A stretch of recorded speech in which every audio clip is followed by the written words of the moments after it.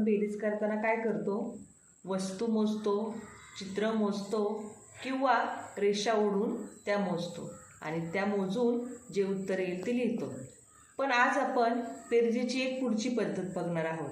यामध्ये ना वस्तू मोजायच्या आहेत, ना चित्र मोजायचे आहेत, ना रेषा ओढायच्या आहेत. मग बेरीज कशी सोडवायची आहे तर बघूया. आता मी एक गणित घेते. 6 अधिक 4. आता रेषा ओढायच्या नाही आहेत की वस्तूही मोजायच्या नाही. तर गणितात जो पहिला अंक आहे की नाही 6, तो मनात ठेवायचा. मनात ठेवायचं म्हणजे काय तर तो लक्षात ठेवायचा. आणि जो दुसरा अंक आहे तो बोटांवर घ्यायचा, म्हणजेच त्या अंका एवढी बोटं करायची. 6च्या पुढचा जो उजळणीतल्या क्रमाने अंक येईल तो बोटावर मोजायचा. 6, 7, 8, 9, 10. उत्तर आलं 10. आहे की नाही सोपं? 6 अधिक 5. 6 मनात ठेवले, 5 बोटावर घेतले. 7, 8, 9, 10, 11. उत्तर आलं 11. छोट्या अंकांच्या बाबतीत. पण ज्यावेळी 2 अंकी संख्या येईल त्यावेळी काय करायचं तर तेही पाहूया. गणित घेऊ. 5 अधिक 42.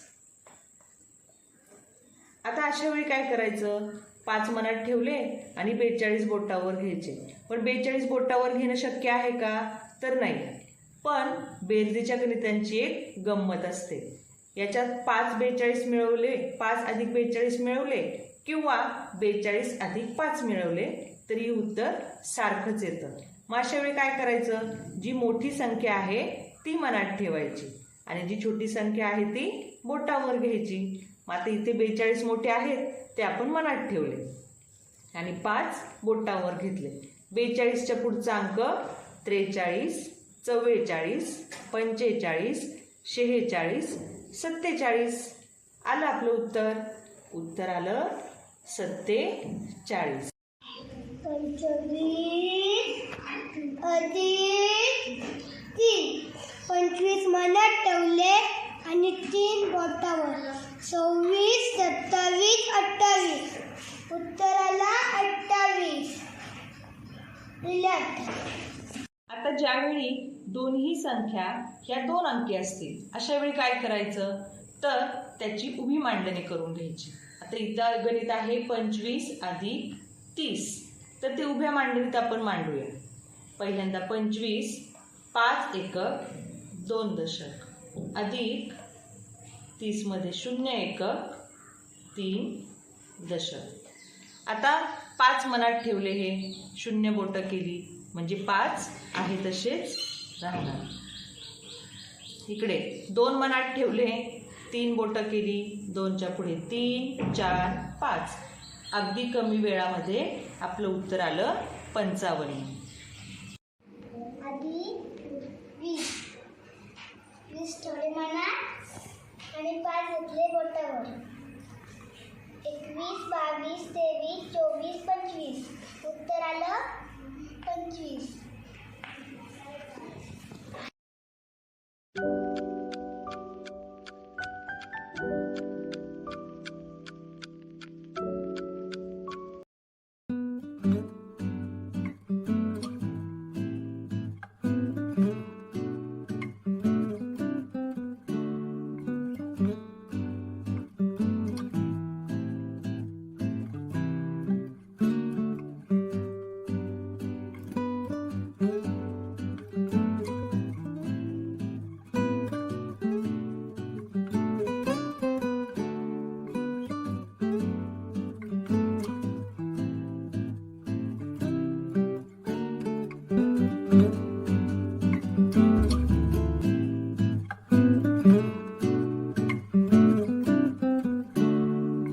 Mm-hmm.